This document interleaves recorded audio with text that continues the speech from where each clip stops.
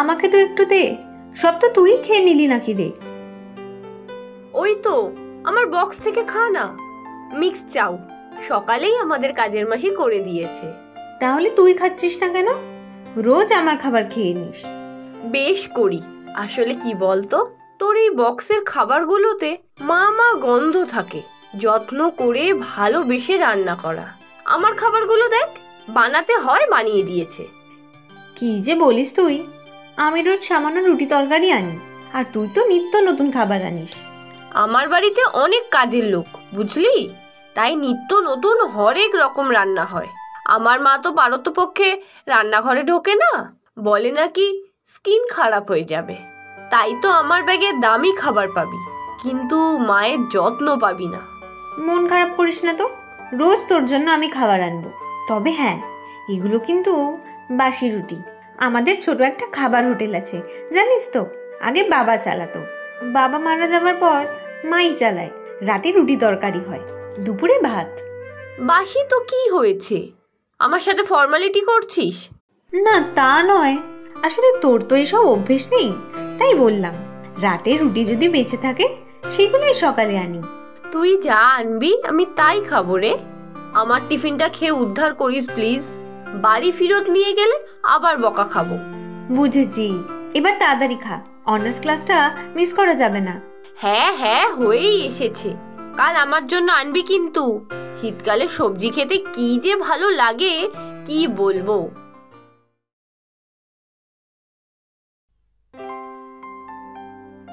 ও মা, তুমি এখনো এখানে? ও, এসে পড়েছিস তুই? দাঁড়া, খেতে দেই তোকে। না মা, খাবো না, খেতে নেই এখন। সে কি রে, সে কোন দুপুরে একটু খেয়েছিস, খাবি না কেন? আর বলো না, মৌ আমার সব টিফিন খেয়ে নিয়েছে, আর জোর করে আমাকে ওর টিফিন খাইয়েছে। এই এক তো চাউমিন। বলিস কি রে, ওই সামান্য তরকারি আর বাসি রুটি ও খেলো? কত বড়লোক বাড়ির মেয়েও, এসব কি অভ্যাস আছে নাকি? যদি শরীর খারাপ হয়? আমিও তো ওকে বারণ করলাম, ও শুনলে তো, বলে নাকি আমার খাবারে মামা গন্ধ আছে। কি জানি বাবা, অত বড় লোকের মেয়ের তোর সাথে কি করে এত বন্ধুত্ব হলো? কি জানি মা, ও কিন্তু কখনো আমাদের বন্ধুত্বের মধ্যে টাকা পয়সা আনেনি। আবার ওর আবদার শোনো, রোজ ওর জন্য রুটি তরকারি নিয়ে যেতে হবে। সে না হয় দিয়ে দেব, কিন্তু আমাদের তরকারি মানে তো ওই ঘুগনি না হলে আলুর তরকারি, খুব বেশি হলে শীতের সবজি দিয়ে পাঁচমিশালি সবজি। এসব কি ওর মুখে রুচবে নাকি? আমিও তোকে সেটাই বলি, কিন্তু ও তো শুনতেই চায় না। কি যে তৃপ্তি করে খায় কি বলবো। মেয়েটা বড় ভালো, তোকে পড়াশোনাতেও কত সাহায্য করে। তা ঠিক, ও তো একটা বড় কোচিংয়ে পড়ে, সব নোটস আমাকে না চাইতেই দিয়ে দেয়। ওকে একদিন নিয়ে আসবি তো আমাদের বাড়ি। ও তো এক পায়ে খাড়া, বললেই আসবে। আচ্ছা তুমি সরো তো দেখি, এখন আমি রুটিগুলো ঝটফট বেলে দিই। না না, তুই পারবি না, যা যা ঘরে যা, আমি রুটিগুলো করে একটু চা করে দিচ্ছি, এরপর আবার রান্না বসাতে হবে। রাতের খাবার নিতে সবাই আসতে শুরু করবে। আমি বেরোচ্ছি, ফিরতে দেরি হবে। রাতে কাজের মাসিকে বলবে খাবার গরম করে দেবে, তোমার বাবারও ফিরতে দেরি হবে। কি হলোটা কি, কথা বলছো না কেন? নতুন করে আর কি বলবো মা, রোজই তো তোমার এই একই রুটিন। আমি কি বললাম না বললাম তাতে কি তোমার কিছু যায় আসে? এভাবে কথা বলছো কেন? তোমার ওই সাবস্ট্যান্ডার্ড বন্ধুদের থেকে শিখছো বুঝি? মানে? ড্রাইভার বলেছে একটা হা ঘরে মেয়ের সাথে কলেজে তুমি খুব মেলামেশা করো। মেয়েটা একেতে তো গরিব, তারপর মোটেও সুবিধার নয়। রূপা সম্পর্কে এইসব বাজে কথা আমি তোমার থেকে শুনবো না মা, তুমি তো ওকে চেনোই না, না জেনে শুনে কি করে এইসব বাজে কথাগুলো তুমি বলছো? আমার চেনা জানার কোনো দরকারই নেই, ওইসব ছোট লোকদের আমি খুব চিনি, ওরা আমাদের সাথে মেশেই ঠকিয়ে টাকা নেবে বলে।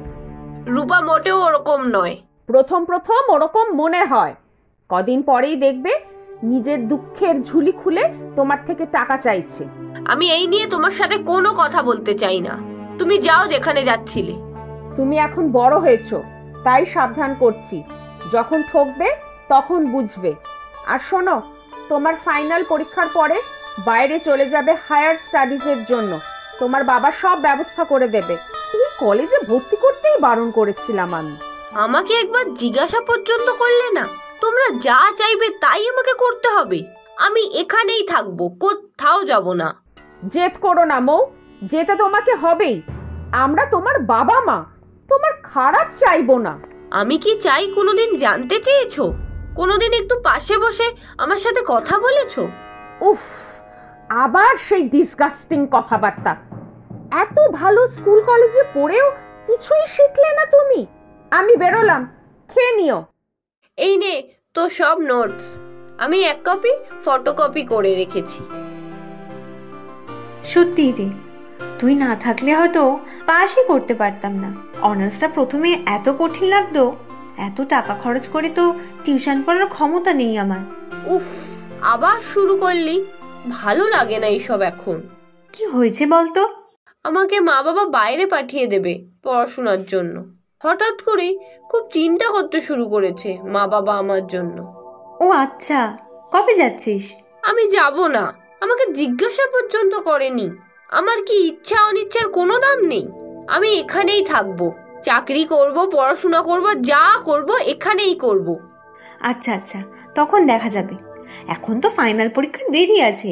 এখন এত রাগ করিস না। চল দেখি ক্যান্টিনে চল, রুটি আর আলুর দম এনেছি, তুই তো ভালোবাসিস। হ্যাঁ চল, রাগ করে সকালে খেয়েও আসেনি, খুব খিদে পেয়েছে। আর একটু যদি সময় দিতেন সরকার বাবু। অনেক বছর তো হলো, রূপার বাবার সাথে আমার চেনা পরিচিতি ছিল, তাই তোমাদের খাবার হোটেলটার জন্য এটুকু জায়গা দিয়েছিলাম। আপনি না থাকলে তো সেদিন পথে বসতাম। এখন আমি এই জমির সাথে আমার বাড়ি বিক্রি করে ছেলের কাছে চলে যাব। এখন তোমরা ঘরটা খালি করে দিলে ভালো হয়। এই মুহূর্তে কি করে হবে সরকার বাবু? হোটেলটাই আমাদের একমাত্র সম্বল, সেটা বন্ধ করে দিলে যে না খেতে পেয়ে মারা যাব। আমি কি করব বলো তো? এত বছর তো আমি কোনো কথা বলিনি, কিন্তু এখন যখন আমার জমিটা দরকার, তখন তো তোমাদেরও আমার কথা ভেবে দেখা উচিত। রূপার বাবা নেই, হোটেলটা তুলে দিলে যে মা আমি একেবারে শেষ হয়ে যাব সরকার বাবু। এখনই তো বলছি না, 7-8 মাস সময় না, দেখো কি করতে পারো। জমিটা তো তোমরাও কিনে নিতে পারো, তাহলে তো হোটেলটাও থাকে। অত টাকা কোথায় পাবো? ভেবে দেখো কি করবে। আজ উঠি, পরে আবার আসবো না হয়, তবে জায়গাটা কিন্তু খালি করতে হবে, এই বলে দিলাম। চল চল ক্যান্টিনে চল, আজ আলু পরোটা এনেছি, তুই কত ভালোবাসিস। তুই কি এনেছিস? আজ কিছু আনতে পারিনি রে, বাড়িতে একটু সমস্যা হচ্ছে। আমাকে হয়তো এবার পড়াটা ছেড়ে দিতে হবে। কি হয়েছে রে, বল আমাকে। আমাদের হোটেলটা হয়তো বন্ধ হয়ে যাবে। কেন রে, কি হয়েছে? আসলে আমাদের হোটেলটা আমাদের ঘরের লাগোয়া বাবার পরিচিত একজনের। বাবাকে দিয়েছিল হোটেল খুলতে। এমনিতে সরকার কাকু খুব ভালো, এতগুলো বছরে একটা কিচ্ছু বলেনি। বুঝেছি, এখন বুঝি এসে এতদিনের টাকা একসাথে চাইছে? না তা নয়, সে এই গ্রামের জমি বাড়ি সব বেচে তার ছেলের কাছে বাইরে চলে যাবে। 6 মাস সময় দিয়েছে, হোটেল বন্ধ করে দেওয়া ছাড়া আর কোনো উপায় নেই রে। আগেই এত খারাপ ভাবিস না। জমিটা যে আমরা কিনে নেব সেই ক্ষমতাও নেই। পড়া ছেড়ে এবার চাকরি চেষ্টা করতে হবে, না হলে যে খাবার সংস্থানটুকুও হবে না। মাও খুব ভেঙে পড়েছে রে। কাকিমাকে চিন্তা করতে বারণ কর। আচ্ছা চল, আজ কলেজের পর তোদের বাড়ি যাই। যাবি? চল তাহলে, কিন্তু তোর বাবা মা বকবে না তো? ধুর ছাড় তো, বকলে বকবে, আমি যাব বলেছি মানে যাবই। সবই তো শুনলে, কি করি বলো তো? আমার তো মাথা কাজ করছে না, মেয়েটার পড়াশোনাটাও বন্ধ না করে দিতে হয়। মা, এইভাবে টেনশন করো না, শরীর খারাপ হবে, আমি আছি তো। আচ্ছা রূপা, শোন না, আমি একটা কথা ভাবছি, যদি করা যায়। হ্যাঁ হ্যাঁ, বল না। হোটেল যেমন চলছে চলুক, কাকিমা যখন রান্না করবে ভিডিও করে সোশ্যাল মিডিয়াতে ছাড়বো, আশেপাশের সবাই জানতে পারবে, খেতেও আসবে। দরকার হলে হোম ডেলিভারিরও ব্যবস্থা করা যাবে। যারা আসবে খাবে, যারা আসতে পারবে না ফোন করে দিলেই খাবার পৌঁছে যাবে। এইসব একা হাতে করবো কি করে? আহা, একা কেন, আমি তো থাকবো। তুমি থাকবে? মানে তোমার বাড়ির লোক? তারা তো বকাবকি করবেন, আপত্তি করবেন। সে করুক, পড়াশোনার পাশাপাশি দুজনে মিলে যদি করি তাহলে বিক্রিও বাড়বে। কলেজের সবাইকে নাম্বারটা দিয়ে দেব। এখন তো 6 মাস সময় আছে, যতটা টাকা জমবে বাকিটা ব্যাংক থেকে লোনের জন্য অ্যাপ্লাই করব। এসব পারবো আমরা? পারবো রে পারবো। কাকিমা, তোমার আপত্তি নেই তো? না না, তোরা যা ভালো বুঝিস। ভাগ্যিস তুমি ছিলে মো, তাই এত কিছু সম্ভব হলো। কিছু টাকা তো জমেছে, কিন্তু বাকি টাকার জন্য ব্যাংক লোন অ্যাপ্লাই করেছি। সেটা যতক্ষণ না হচ্ছে। চল না আরেকবার ব্যাংকে কথা বলি।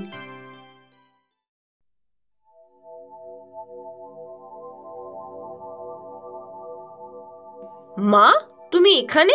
চিনলে কি করে? আমাকে ফলো করছো? আর মৌ, কাকিমা, আসুন আসুন, আপনাকে কোথায় যে বসতে দিই। ড্রাইভার নিয়ে এলো, ও চিনতো। আমি আসলে কয়েকটা কথা বলতে এসেছি। আবার এখানে বকাবকি করতে এসেছো মা? আমি তো সেদিনই বললাম যে বাইরে আমি পড়তে যাব না। সেসব না, সেদিন আপনি একটা পালং শাকের চচ্চড়ি রান্না করে পাঠিয়েছিলেন। হ্যাঁ, আমি নিয়ে গিয়েছিলাম। কি হয়েছে? তুমি এখন সেটা নিয়ে কাকিমাকে অপমান করতে এসেছো? মৌ তুমি থামো, আমাকে ক্ষমা করবেন। সেদিন মৌ এত জেদ করলো। এসব সামান্য রান্না, জানি আপনাদের জন্য নয়। আপনি ভুল বুঝছেন, আমার খেয়ে খুব ভালো লেগেছে, একদম আমার মায়ের মতো। সাকসেস, ক্যারিয়ার এসবের পিছনে ছুটতে গিয়ে এসব ভুলে গেছি। নিজের মেয়েটাকেও সময় দেইনি কখনো। মা, তুমি? হ্যাঁ রে, রান্নাটা খেয়ে এক ধাক্কায় নিজের ছোটবেলাটা মনে পড়ে গেল। অনেক ধন্যবাদ আপনাকে। তবে কদিন আর এই হোটেল থাকবে জানি না। মৌ ব্যাংকে ফোনে কথা বলছিল, সবই শুনেছি। আপনি চিন্তা করবেন না, আমার কিছু সোর্স আছে, লোনটা হয়তো হয়ে যাবে। আমি কথা বলবো। সত্যি মা? সত্যি তুমি কথা বলবে? হ্যাঁ রে, আর হোটেলটা একটু বড় করতে হবে।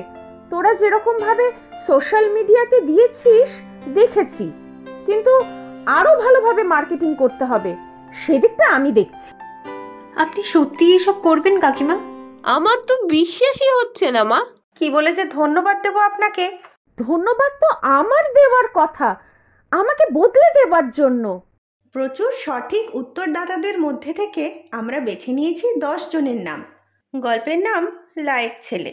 নামগুলি হলো সুজয় দাস, পূর্ব বর্ধমান, পশ্চিমবঙ্গ থেকে; মৌলি রায়, কলকাতা, পশ্চিমবঙ্গ থেকে; জাইতুন, মিরপুর, ঢাকা, বাংলাদেশ থেকে; সোহেল রানা, কাজীপুর, সিরাজগঞ্জ, বাংলাদেশ থেকে; মুন্না, নারায়ণগঞ্জ, বাংলাদেশ থেকে; চায়না ঘোষ চৌধুরী, পাইকপাড়া, বনগাঁ, পশ্চিমবঙ্গ থেকে; পিয়াসা প্রামাণিক, মুম্বাই, মহারাষ্ট্র থেকে; নেহা সরকার, পূর্ব বর্ধমান, পশ্চিমবঙ্গ থেকে; অন্ন দাস, বীরভূম, পশ্চিমবঙ্গ থেকে; রিক হাজরা, কোচবিহার, পশ্চিমবঙ্গ থেকে।